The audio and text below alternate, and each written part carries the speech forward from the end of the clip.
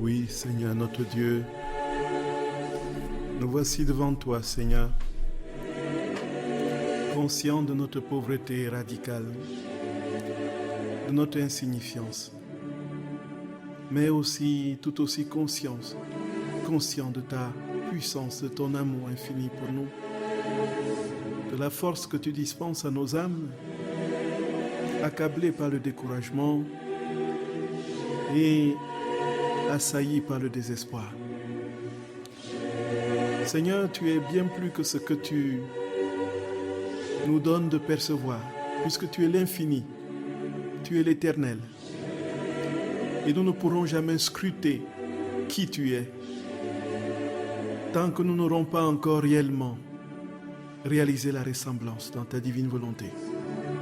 Seigneur notre roi, même quand nous serons unis à toi, de manière parfaite et totale, tu resteras notre Dieu et notre Créateur, et nous, des créatures.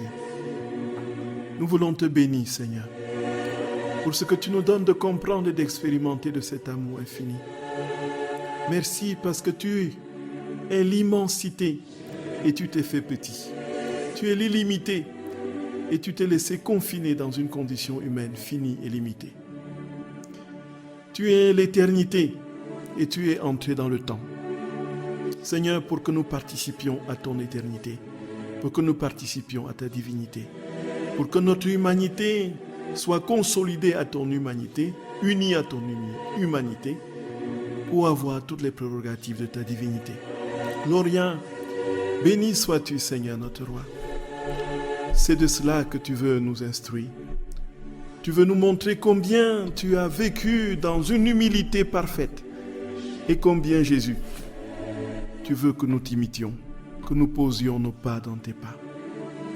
C'est pourquoi, Seigneur notre roi, les mots nous manquent pour te dire notre action de grâce, notre reconnaissance, notre amour. Et te dire combien, Seigneur, nous sommes profondément dans une action de grâce jubilatoire, de savoir que nous serons demain comme toi, à ton image, à ta ressemblance. Gloria, Jésus d'amour, Jésus de mon cœur, accueille notre merci, accueille notre merci, accueille notre amour dans ta divine volonté. Accueille notre je t'aime dans ta divine volonté.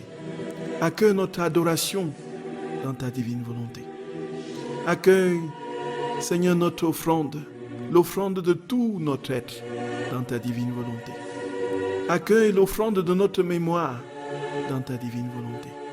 Accueille l'offrande de notre intelligence dans ta divine volonté. Accueille l'offrande de notre volonté, Seigneur, dans ta divine volonté. Seigneur notre roi, nous voici devant toi en ce soir pour que tu nous enseignes l'humilité. Oui, Jésus, en nous donnant les connaissances liées à ton propre comportement et à tes enseignements, nous voulons que tu viennes te graver en nous pour que tout notre être soit humilité. Que nos regards soient humilité. Que nos paroles soient humilité. Que nos actions soient humilité. Que nos faits et gestes soient humilité. Que tout ce que nous sommes, Jésus, soit humilité. Gloria, nous te supplions, Jésus. Nous te prions pour tous ceux qui écoutent ce soir, tous ceux qui écouteront demain, tous ceux qui écouteront le temps que tu auras choisi. Que tous soient plongés en toi, Jésus. Que tous reçoivent les effluves de ton amour. Cet amour, au-delà de toute description, qui dépasse et défie tout langage humain et qui paralyse toute imagination. Gloria, nous te bénissons, Seigneur notre roi. Viens, ne tarde plus. Tu vois notre monde qui s'en va, loin de toi. Viens, ne tarde plus, Jésus. Nous t'en supplions, Seigneur. Viens, ne tarde plus, notre roi. Viens, viens, Jésus. Viens, Maranatha. Viens, Seigneur notre roi. Nous avons confiance en toi. Nous savons qu'avec toi, nous irons jusqu'au bout et nous serons avec toi victorieux de toutes les formes de mort et de péché. Mais nous croyons, Seigneur, que le temps de cette dissidence n'est que très limité et que bientôt tu auras ta revanche, la revanche de l'amour, la revanche de ton règne. Gloria, béni sois-tu, Seigneur notre roi. Viens Jésus, viens, nos cœurs ont soif de toi. Nous avons soif de toi, Seigneur. Nous avons soif de toi, Jésus. Viens, ne tarde plus, Jésus. Viens, ne tarde plus, Seigneur. Viens, notre roi. Viens régner en nous. Viens régner en nous, Seigneur. Viens régner en nous. Nous avons confiance en toi. Nous avons confiance en toi, Jésus. Nous avons confiance en toi. Viens nous sauver, Seigneur. Viens nous sauver. Viens régner en nous. Viens régner en nous. Gloria, Gloria, Gloria. Frères et sœurs bien-aimés, soyez les bienvenus sur la radio de la Divine Volonté, la radio de l'Association française Luisa Picaretta. Donc je vous salue de tout cœur. Nous allons aujourd'hui continuer notre méditation sur la vertu de l'humilité et nous allons avant tout nous confier à notre très sainte Mère, celle qui n'a jamais dit non à son Créateur. Au nom du Père et du Fils et du Saint-Esprit. Amen. Notre Père qui es aux cieux, que ton nom soit sanctifié, que ton règne vienne, que ta volonté soit faite sur la terre comme au ciel. Donne-nous aujourd'hui notre pain de ce jour. Pardonne-nous nos offenses, comme nous pardonnons aussi à ceux qui nous ont offensés. Et ne nous laisse pas entrer en tentation, mais délivre-nous du mal. Je vous salue Marie, pleine de grâce, le Seigneur est avec vous. Vous êtes bénie entre toutes les femmes, et Jésus, le fruit de vos entrailles, est béni. Sainte Marie, Mère de Dieu, priez pour nous pauvres pécheurs, maintenant et à l'heure de notre mort. Amen. Je vous salue Marie, pleine de grâce, le Seigneur est avec vous. Vous êtes bénie entre toutes les femmes, et Jésus, le fruit de vos entrailles, est béni. Sainte Marie, Mère de Dieu, priez pour nous pauvres pécheurs, maintenant et à l'heure de notre mort. Amen. Je vous salue Marie, pleine de grâce, le Seigneur est avec vous. Vous êtes bénie entre toutes les femmes, et Jésus, le fruit de vos entrailles, est béni. Sainte Marie, Mère de Dieu, priez pour nous pauvres pécheurs, maintenant et à l'heure de notre mort. Amen. Je vous salue Marie, pleine de grâce, le Seigneur est avec vous. Vous êtes bénie entre toutes les femmes, et Jésus, le fruit de vos entrailles, est béni. Sainte Marie, Mère de Dieu, priez pour nous pauvres pécheurs, maintenant et à l'heure de notre mort. Amen. Je vous salue Marie, pleine de grâce, le Seigneur est avec vous. Vous êtes bénie entre toutes les femmes, et Jésus, le fruit de vos entrailles, est béni. Sainte Marie, Mère de Dieu, priez pour nous pauvres pécheurs, maintenant et à l'heure de notre mort. Amen. Je vous salue Marie, pleine de grâce, le Seigneur est avec vous. Vous êtes bénie entre toutes les femmes, et Jésus, le fruit de vos entrailles, est béni. Sainte Marie, Mère de Dieu, priez pour nous pauvres pécheurs, maintenant et à l'heure de notre mort. Amen. Je vous salue Marie, pleine de grâce, le Seigneur est avec vous. Vous êtes bénie entre toutes les femmes, et Jésus, le fruit de vos entrailles, est béni. Sainte Marie, Mère de Dieu, priez pour nous pauvres pécheurs, maintenant et à l'heure de notre mort. Amen. Je vous salue Marie, pleine de grâce, le Seigneur est avec vous. Vous êtes bénie entre toutes les femmes, et Jésus, le fruit de vos entrailles, est béni. Sainte Marie, Mère de Dieu, priez pour nous pauvres pécheurs, maintenant et à l'heure de notre mort. Amen. Je vous salue Marie, pleine de grâce, le Seigneur est avec vous. Vous êtes bénie entre toutes les femmes, et Jésus, le fruit de vos entrailles, est béni. Sainte Marie, Mère de Dieu, priez pour nous pauvres pécheurs, maintenant et à l'heure de notre mort. Amen. Je vous salue Marie, pleine de grâce, le Seigneur est avec vous. Vous êtes bénie entre toutes les femmes, et Jésus, le fruit de vos entrailles, est béni. Sainte Marie, Mère de Dieu, priez pour nous pauvres pécheurs, maintenant et à l'heure de notre mort. Amen. Gloire soit au Père, et au Fils, et au Saint-Esprit, comme il était au commencement, maintenant et toujours, et dans tous les siècles des siècles. Amen. Ô mon Jésus, pardonnez-nous nos péchés, préservez-nous du feu de l'enfer, et conduisez au ciel toutes les âmes, surtout celles qui ont le plus besoin de votre sainte miséricorde. Ô Marie conçue sans péché, priez pour nous qui avons recours à vous. Ô Marie conçue sans péché, priez pour nous qui avons recours à vous. Ô Marie conçue sans péché, priez pour nous qui avons recours à vous. Que par la miséricorde de Dieu, les âmes des fidèles trépassés reposent en paix. Amen. Au nom du Père et du Fils et du Saint-Esprit. Amen. Frères et sœurs bien-aimés, je vous salue de tout cœur. Que Jésus nous assiste, qu'il prenne possession de nos pensées, de nos paroles, de notre cœur, pour que tout ce que nous aurons à vivre ce soir soit pleinement, parfaitement vécu par lui-même. Et ainsi qu'il diffuse sa vie divine dans tout ce qui sera dit, écouté, et dans tout ce qui nous inspirera comme résolution. Frères et sœurs d'amour, que Jésus vous assiste et qu'il pose sa main sur chacun de vous, chacune de vos familles, et vous restaure en lui. Soyez infiniment bénis, frères et sœurs d'amour. Nous allons continuer ce soir notre méditation sur l'humilité, cette vertu qui est la vertu même de Dieu, comme il le dit lui-même, parce que ce qui est de l'humilité chez l'homme, c'est plutôt la connaissance de soi, comme il nous l'a dit. Et cette connaissance de soi qui vient tout simplement de la prise de conscience de ce que nous sommes, c'est-à-dire rien en dehors de Dieu. Puisque le tout, c'est Dieu, nous ne sommes rien. Et le rien que nous sommes, nous avons dit que ce n'était pas le vide ontologique, mais c'était tout simplement notre incapacité à correspondre à Dieu sans lui. Dieu seul peut être Dieu, Dieu seul peut se donner à lui, et Dieu seul peut nous transformer en lui. Voilà, Dieu seul peut nous transformer en lui-même.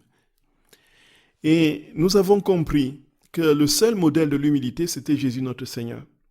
Lui qui n'a pas gardé jalousement le rang qu'il égalait à Dieu, et qui s'est fait homme, devenant obéissant jusqu'à la mort et la mort de la croix. Et c'est pourquoi Dieu l'exalte et lui donne le nom qui est au-dessus de tout nom, afin qu'au nom de Jésus, tout genou fléchisse au ciel, sur terre et aux enfers, et que toute langue proclame Jésus-Christ est Seigneur, à la gloire de Dieu le Père. Et Jésus nous disait que son humilité était la réalisation parfaite de son dessein et de sa substance. Son dessein parce qu'il était venu pour que nous ayons la condition de Dieu, pour que nous épousions sa condition.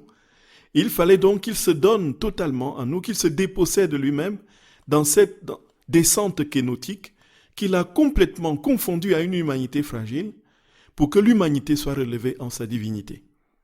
Dans sa substance, parce que son être profond est humilité. Il nous a dit qu'il pouvait à tour de bras faire des miracles quand il était sur la terre. Il aurait pu faire sortir du feu, cracher du feu, au passage, faire trembler la terre quand il posait un pied sur terre. Mais il n'a pas manifesté la puissance de sa divinité quand il était dans son humanité. Tout simplement par humilité. Et il nous a dit, frères et sœurs bien-aimés, que le vrai et unique modèle, c'est lui, parce qu'il est allé jusqu'au bout.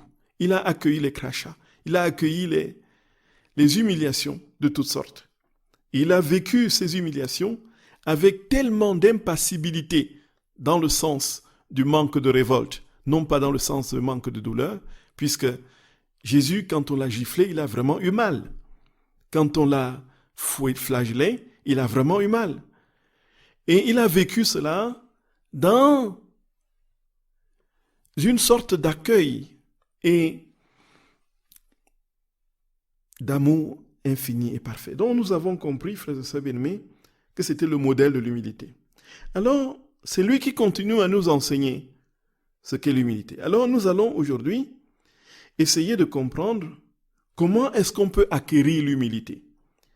Alors, si Jésus seul est humble, et si notre véritable qualificatif n'est que le néant, comment donc acquérir l'humilité de Dieu? Gloria. Frères et sœurs d'amour, ceci est tout simplement au-delà de ce que nous pouvons imaginer et de ce que la nature humaine peut immédiatement saisir et appréhender. Tout simplement, parce que c'est au-delà de ses forces. Jésus nous dit qu'il n'a pas autrement manifesté l'exemple à l'homme que de vivre ce qu'il a vécu. Cela veut dire quoi? Cela veut dire que l'exemple, c'est Jésus. La vie chrétienne, c'est l'imitation de Jésus. Tout ce que Jésus a vécu, nous devrons être capables de le vivre. Nous sommes appelés à le vivre. De même qu'il est allé en accueillant les humiliations avec une docilité exemplaire, sans jamais se révolter contre ceux qui lui faisaient du mal, sans jamais les insulter, sans jamais leur rendre le mal pour le mal, nous aussi nous sommes appelés à vivre exactement comme il a vécu dans ces conditions d'humiliation, à donner l'amour au bourreau, à manifester la douceur devant les épreuves et devant les refus, les rejets, les humiliations. Voilà notre exemple, voilà ce que nous serons demain. Et alors, nous avons donc compris que la première grâce qui nous est faite dans cette recherche de l'humilité, c'est l'accueil des humiliations. Frères et sœurs d'amour, on ne peut pas passer à côté. On ne peut pas passer à côté. Notre vie est faite de tellement de situations d'humiliation, parfois. Nous avons été pour nous-mêmes, chacun d'entre nous, d'une manière ou d'une autre, confrontés à des situations d'humiliation absolument intolérables pour certains. Moi particulièrement, moi aussi, j'ai été confronté, vous aussi.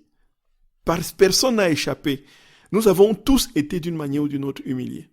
Mais nous allons nous rendre compte que nos réactions face aux humiliations sont symptomatiques de notre union à Dieu. Si nous sommes unis à lui parfaitement, nous allons nous rendre compte que plus facilement ces humiliations seront accueillies avec paix.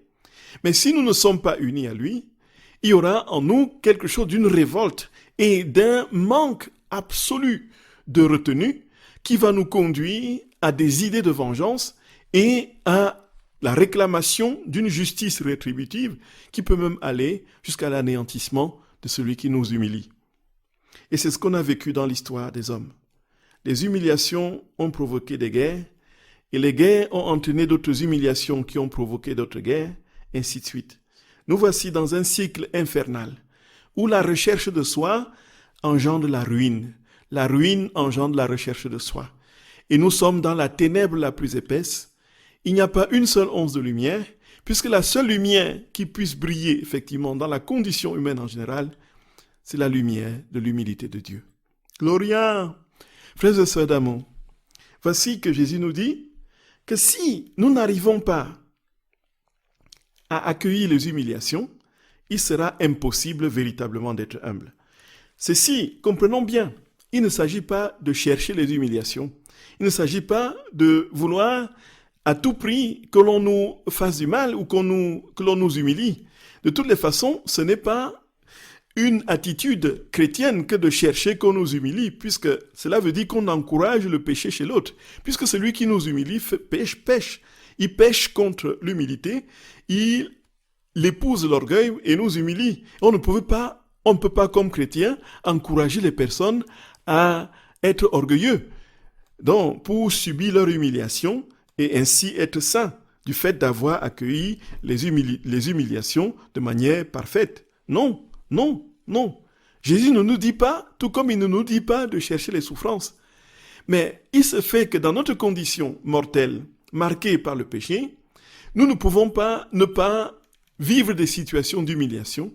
Non pas que nous ayons suscité des personnes pour nous humilier, mais tout simplement, frères et sœurs bien-aimés, que nous ayons eu une attitude, celle du Christ, devant ceux qui nous humilient, devant les humiliations. Donc, il ne s'agit pas de faire comme Saint François, qui lui, c'était un autre niveau, qui était tellement humble, tellement complètement détaché de tout. Il avait donné totalement, parfaitement sa vie au Seigneur, dépouillé de tout, absolument de tout, qu'il vivait dans une sorte d'intimité profonde avec le Seigneur. Et dans le jeûne et les ascèses, d'une manière particulièrement héroïque, et qui, lorsque il avait enfreint un jour le jeûne, parce qu'il avait tellement faim, il avait décidé de jeûner. Il a mangé, il avait tellement eu honte, ou plutôt il avait cru tellement fait souffrir Jésus parce qu'il n'avait pas tenu sa promesse, qu'il a demandé à un frère de lui mettre la corde au cou et de lui dire, et de se promener dans la ville en le montrant, regardez ce frère qui se dit humble, qui se dit jeûneur, regardez comment il a mangé de la viande, il s'est goinfré, c'est un gourmand, il a exigé au frère de mettre la corde au cou comme un chien, de circuler dans la ville et de le promener en le pointant du doigt comme étant un gourmand et puis un paresseux. Vous voyez, frères et sœurs bien-aimés, ça c'est un niveau héroïque, ça c'est un niveau... Nous n'atteindrons pas cela. De toutes les façons, ce n'est pas ce que Jésus nous demande. Jésus ne nous demande pas de chercher des humiliations, puisque nous voyons bien que toutes les situations d'humiliation nous font terriblement souffrir. Alors, il nous dit tout simplement que lorsque les humiliations arrivent, qu'il faut les accueillir. Et qu'il faut même que cet état soit pour nous motif d'action de grâce. Quand nous sommes humiliés, que ce soit pour nous motif d'action de grâce. Frères et sœurs bien-aimés, Gloria, Gloria, Gloria, Gloria. Alors, il y a un célèbre texte du tome, donc c'est le texte du tome 3, le texte non daté. C'est le très grand texte sur l'humilité, où dont notre Seigneur, à un moment donné, effectivement, va dire ceci, que en fait, nos malheurs et nos souffrances viennent de notre manque d'humilité. Et que tous les maux de la terre viennent de ce que les hommes n'ont pas été humbles. Jésus dit, le manque d'humilité de l'homme fut la cause de tous les maux qui ont inondé la terre. Et moi, par l'exercice de cette vertu, quand Jésus s'est humilié, je devais attirer sur les hommes tous les biens de la divinité. Aucune grâce, écoutez frères et sœurs d'amour, aucune grâce ne quitte mon trône si ce n'est à travers l'humilité. Aucune requête ne peut être reçue par moi si elle n'a pas la signature de l'humilité. Aucune prière n'est entendue par mes oreilles, ni ne me mon cœur à la compassion, si elle n'est pas parfumée d'humilité. Et Jésus continue en disant, si la créature ne va pas jusqu'au bout pour détruire en elle cette recherche des honneurs et l'estime de soi, ce qu'on détruit en accueillant les humiliations, en acceptant d'être haï, humilié et confondu, elle sentira autour de son cœur comme une tresse d'épines. Et elle aura un vide dans son cœur qui l'ennuiera toujours et la maintiendra très dissemblable de ma très sainte humanité. Si elle n'en vient pas à aimer les humiliations, à les accueillir, tout au plus sera-t-elle capable de se connaître un peu. Mais elle ne brillera pas devant moi, vêtue du beau et charmant vêtement de l'humilité. Gloria, Gloria, Gloria. Donc le Seigneur dit très clairement, frères et sœurs bien-aimés, que vivre de son humilité, c'est vivre exactement ce qu'il a fait. Le disciple n'est pas plus grand que le maître. Si on a ainsi traité le bois vert, qu'en sera-t-il le bois sec? L'estime de soi est quelque chose de particulièrement terrible. Regardons combien de temps nous mettons devant le miroir pour faire nos maquillages, pour nous regarder. Voyons combien de temps nous prenons à demander l'estime des autres. Tant que nous sommes un tout petit peu froissés, voyons nos réactions. Très souvent, frères et sœurs, mais c'est une souffrance parfois qui dépasse tout ce qu'on peut imaginer au fur en proportion de ce que nous avons comme considération de nous-mêmes. Pour certains, une petite parole de travers vous est traduite en justice. Tout simplement parce que l'ego a été tellement profondément atteint par juste une petite parole et qu'il faut absolument réclamer justice et réparer. On ne va pas laisser ça passer, comme on dit. juste parfois une parole, juste parfois quelque chose qu'on a dans une latitude de l'autre qui nous a un tout petit peu, froissé.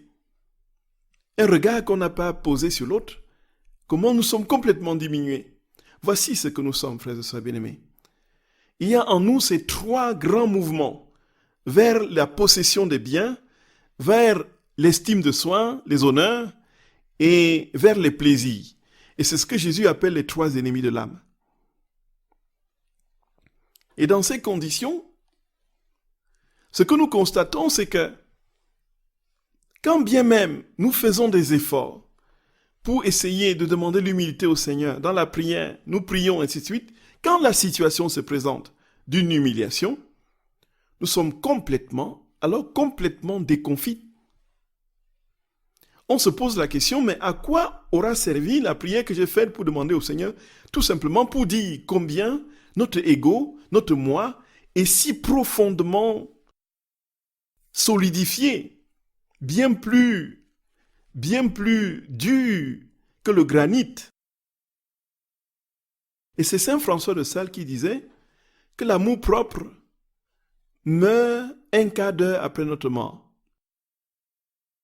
Donc, c'est un élan tellement fortement lié à notre condition, notre nature pécheresse, qui fait que, frères et sœurs bien-aimés, aujourd'hui même, dans les formations qu'on peut écouter, qu'on peut avoir, c'est toujours, bien sûr, mettre l'estime de soi en premier. Et l'estime de soi, en soi, n'est pas mauvais. C'est pas ça le problème. Le problème n'est pas de s'aimer soi-même, puisque Jésus, de toutes les façons, il nous dit, aime les autres comme toi-même. Donc, il y a un amour que tu dois avoir pour toi, puisque tu es image de Dieu. Mais tu aimeras les autres comme toi-même. Alors, mais qui va t'aimer, qui va t'aider à t'aimer véritablement, à sa juste mesure? C'est Dieu en toi. C'est par toi-même, tu ne pourras rien. Tu ne pourras pas être capable de t'aimer à sa juste mesure. Tu te prendras pour le nombril du monde. Et tu voudras écraser les autres pour régner. Les autres ne seront rien, ne seront que des serpillères sous tes pieds. Si tu juges l'estime de soi, de toi-même, comme étant cette bataille, cette course pour les honneurs et pour les premières places. Et c'est aujourd'hui, c'est la mentalité répandue dans cette idéologie de la postmodernité. En fait, aujourd'hui, toutes les philosophies qui se déploient, y compris dans toutes les questions qui sont débattues sur le plan social, les questions sociétales, c'est quoi? C'est qu'au-dessus de moi, il n'y a personne. En dessous, il n'y a personne. Avant moi, il n'y avait personne. Devant moi, il n'y a personne. À droite, il n'y a personne. À gauche, il n'y a personne. Je suis, moi, au cœur du monde, le centre du monde. C'est moi qui fais mes lois. C'est moi qui ai régi les lois de la nature. C'est moi Dieu, quoi. Voilà comment nous réfléchissons aujourd'hui. Et donc, dans un contexte comme celui-là, une petite parole de travers qui ne va pas dans le sens de l'idéologie bien pensante, vous êtes tout simplement lynché. Voici, frères et sœurs d'amour, le drame de cette humanité qui a perdu le sens de Dieu. Où est Dieu? Où est Dieu? Où est Dieu? Où est Dieu? Entre en Dieu et deviens humble. Entre en Dieu et mesure ton néant. Et il comblera ton néant de sa plénitude. Il comblera ton néant de sa plénitude. Que fais-tu? Que fais-tu? Que fais-tu loin de lui? Que fais-tu loin de Dieu? Qu'attends-tu comme bonheur loin de lui? Accueille les humiliations de ta condition. Accueille les humiliations de ceux qui te font du mal sans leur donner en retour une vengeance quelconque. Gloria, accueille comme Jésus a accueilli les crachats. Accueille et prie pour ceux qui te font du mal. Aime-les, aime-les, aime-les, aime-les. Alors, frères et sœurs bien-aimés, Jésus va très clairement insister là-dessus. Et là, il n'y a pas de doute possible. Jésus veut vraiment que nous vivions de sa vie. voici que il va dire dans un autre passage que il faudra que l'âme aille s'abîmer dans son néant. Que l'âme s'abîme dans son néant. C'est au tome 3 du 20 juin 1900. Alors, Jésus va établir une corrélation entre la vanité, entre ce désir très pressant d'être quelque chose ou quelqu'un au cœur du monde, et le raisonnement. Alors, frères et sœurs bien-aimés, ça nous ramène à un point particulièrement crucial, qui aussi, naturellement, va entrer en ligne de compte de cette vie dans la divine volonté. La question des connaissances et leurs conséquences sur notre vie. Pourquoi est-ce que Jésus nous donne des connaissances aussi importantes, tant dans la révélation, avec autant de milliers de pages pour la Bible et de milliers de pages pour le livre du ciel? Pourquoi ces connaissances? Pensons-nous que c'est pour meubler et alimenter nos neurones? Non et non. Non et non. Ce n'est pas pour brasser un ensemble de questions qui sont certes absolument indispensables, mais qui peuvent, au fur et à mesure que nous restons sur ces questions, peuvent nous éloigner de l'essentiel qui est quoi? Qui est cette vie de Dieu, puisque Jésus dit que ses connaissances, c'est lui-même, c'est sa vie qu'il infuse dans ses connaissances. Et le projet qu'il a en nous donnant ces connaissances, c'est que ces connaissances deviennent chair, s'incarnent en nous, et que nous soyons, nous, ce que nous disons, ce que nous pensons, ce que nous lisons. Lui-même, quoi. Et alors, il dit dans un autre passage que quand il s'est constitué des disciples, il n'a pas cherché des savants, il n'a pas cherché des intellectuels, il n'a pas cherché les bien-pensants. Il est allé chercher les pauvres et les humbles. Il ne s'est pas entouré, dit-il. Voyez, pourquoi tous ces apôtres étaient des petits, des humbles, des pauvres. Quand notre très sainte mère décrit dans le livre bleu comment son fils, l'ayant quitté, lorsque le moment du ministère avait commencé, il est allé dans le temple pour prêcher. Il aurait pu s'attendre, il se serait attendu à un accueil chaleureux puisqu'on avait en face des gens qui connaissaient la loi et qui pouvaient établir une corrélation entre les paroles que Jésus disait, les événements de l'histoire du peuple d'Israël et le Messie, le temps du Messie, et écouter sa parole et adhérer et se convertir. Mais quand il est entré au temple, il n'a eu que contradiction sur contradiction. Il a été tellement critiqué, frères et sœurs bien-aimés. Et nous voyons aujourd'hui l'Église, dans l'état où elle est, que ne subit-elle pas de critiques?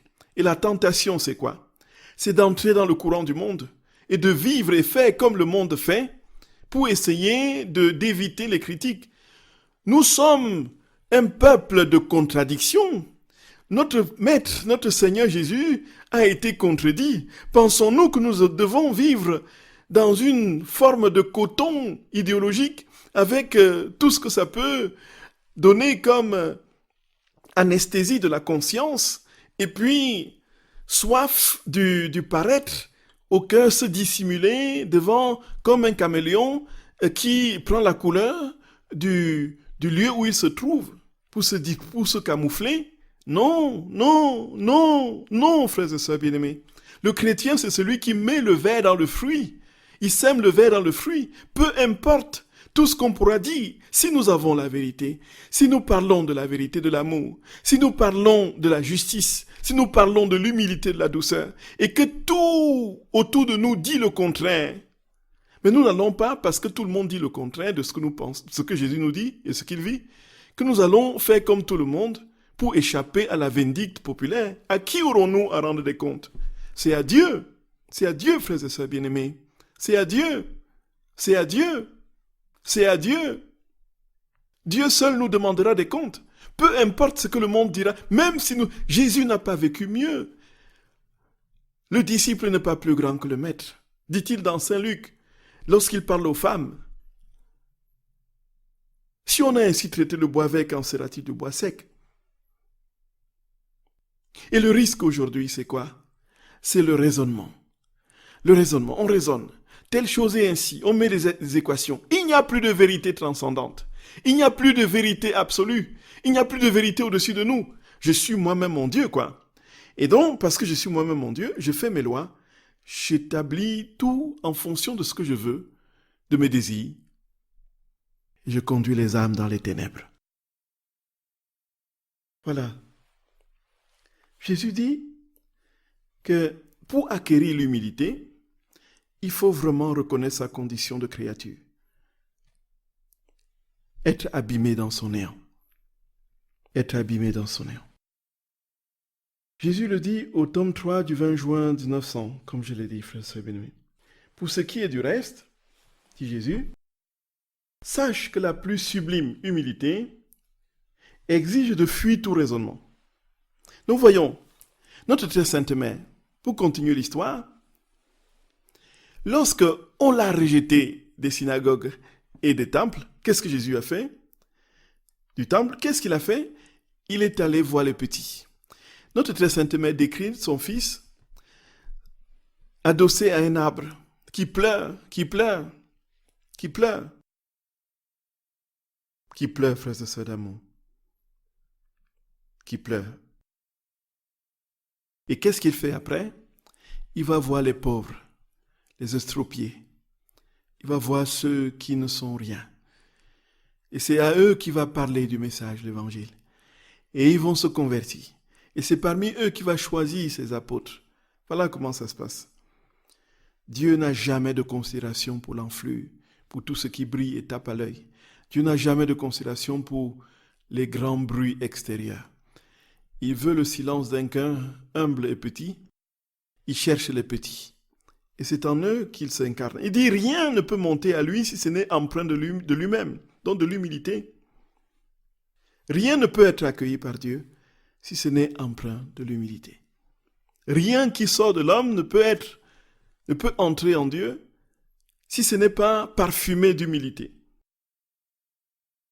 Et Jésus dit que le néant est justement la seule possibilité pour lui, la conscience de notre néant et la connaissance de ce néant est la seule possibilité pour lui de pouvoir venir agir en nous.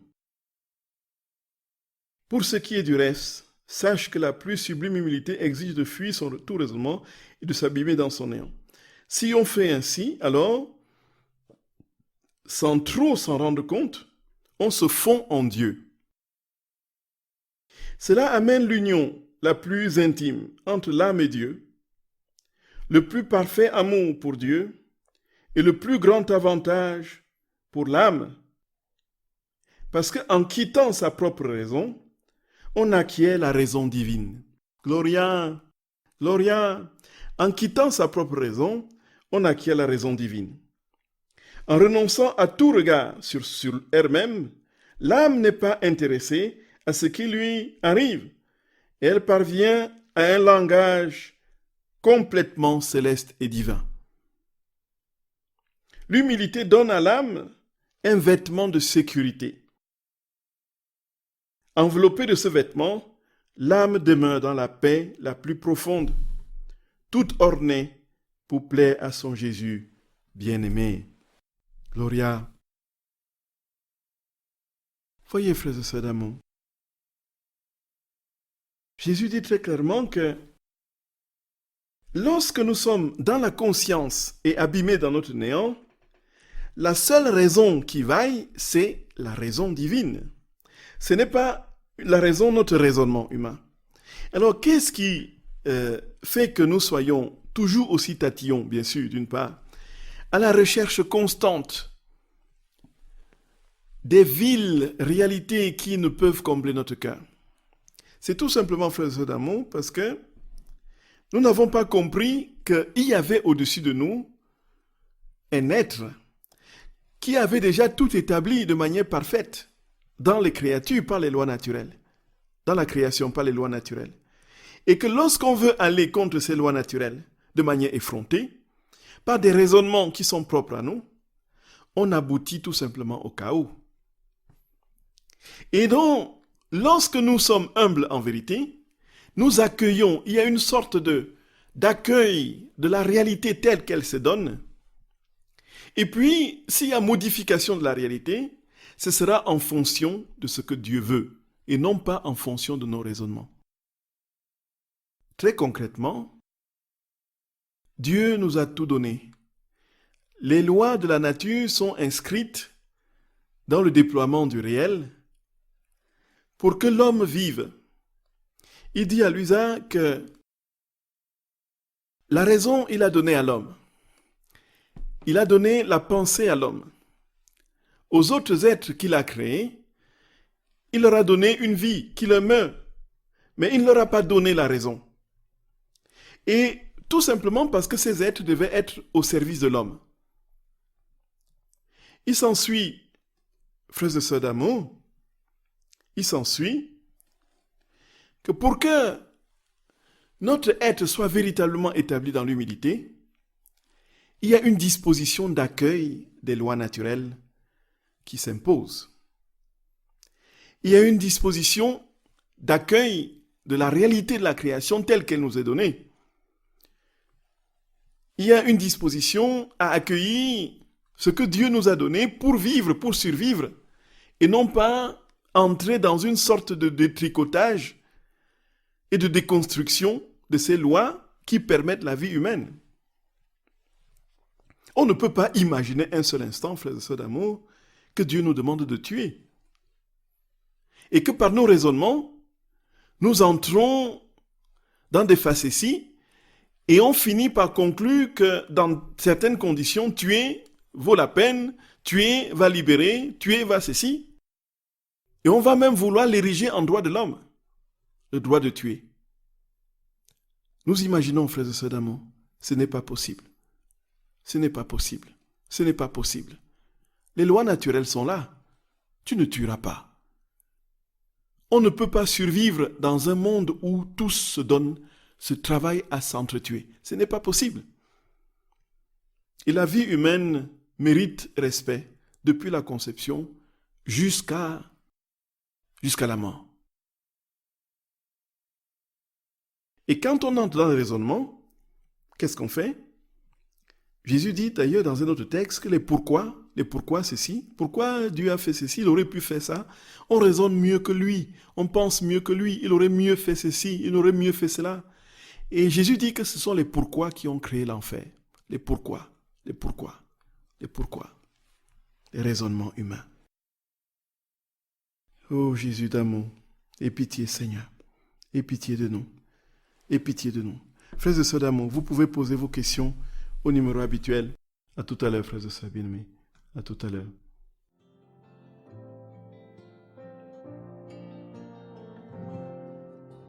Jésus mon sauveur, Jésus mon roi, entends ma prière qui monte vers toi. Ô Seigneur, entends mon chant. C'est toi que je cherche le jour et la nuit. Réponds-moi, sauve-moi, inscris en moi tes paroles de vie. Donne-moi ton esprit, qu'il vienne en moi, faire jaillir la vie. Jésus mon roi, Jésus mon sauveur, Jésus je t'aime.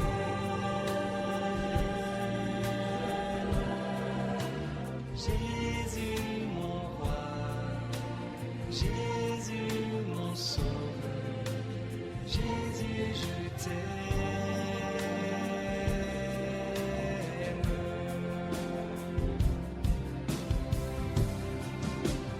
Jésus mon roi, Jésus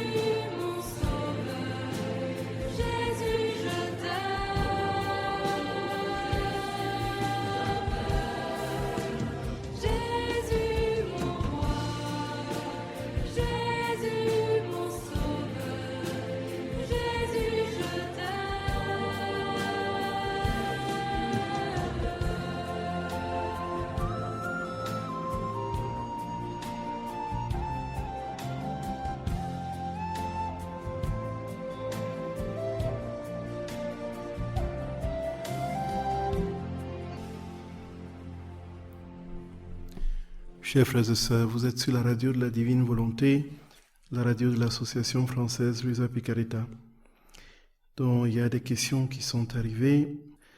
Dans la première est par rapport à l'humiliation qu'on peut ressentir pendant la confession. Quand on se confesse, le fait de s'ouvrir, c'est un lieu où on peut se sentir humilié. Effectivement, disons que la grâce de la confession, le sacrement de réconciliation, c'est que c'est un sacrement de guérison. Quand nous arrivons avec nos péchés, effectivement, il y a certains péchés qui sont difficiles à avouer et on s'ouvre.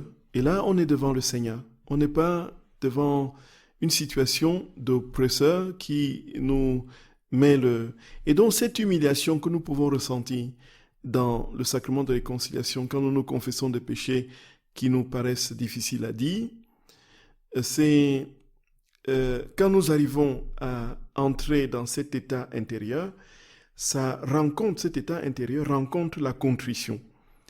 Donc, c'est un état qui nous prépare à la contrition. Nous devenons, une fois que nous avons lâché le morceau, on devient un peu plus humble, un peu plus petit.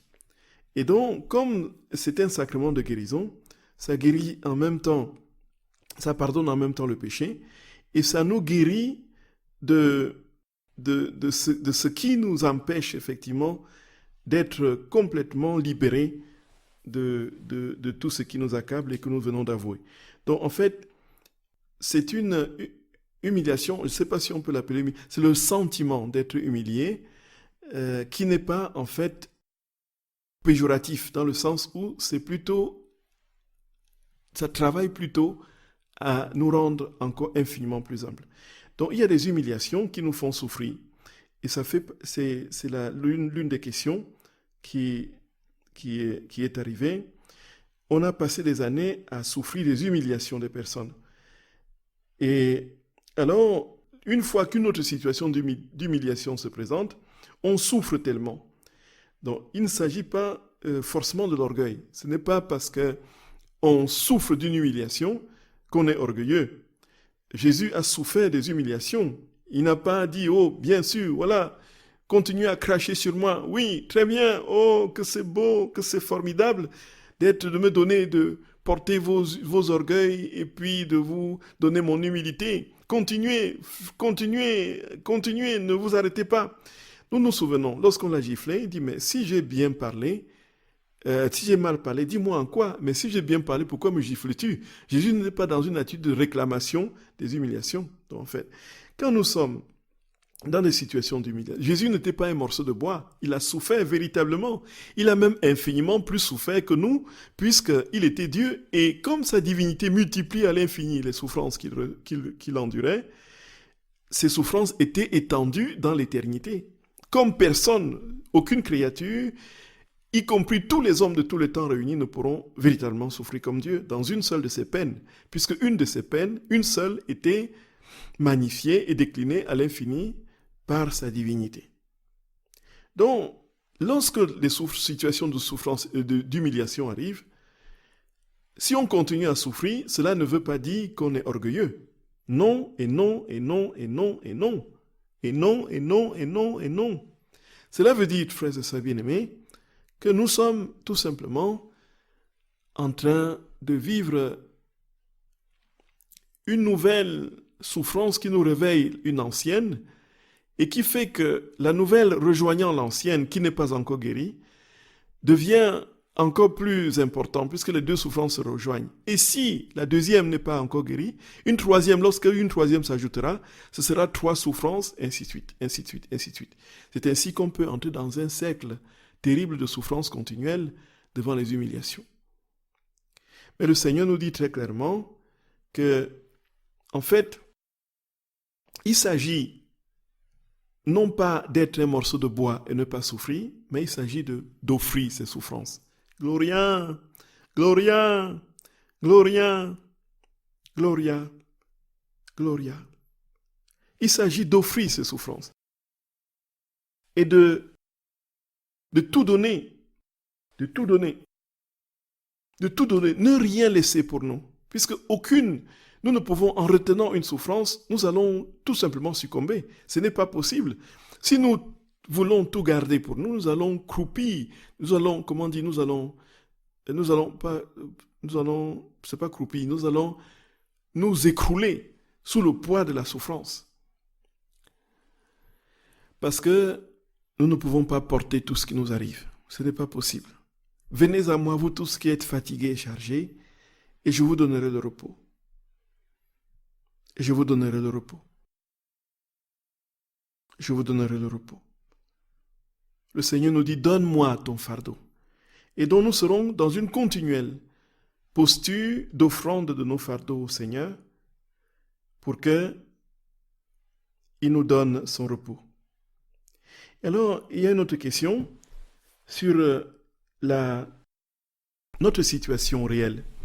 Effectivement, nous nous sentons tous les jours dans les moindres petites humiliations, incapables de tenir, et nous sommes dans une forme de désolation, de ne pas pouvoir souffrir pour le Seigneur et ne pas faire nos actes sans être auto-centrés.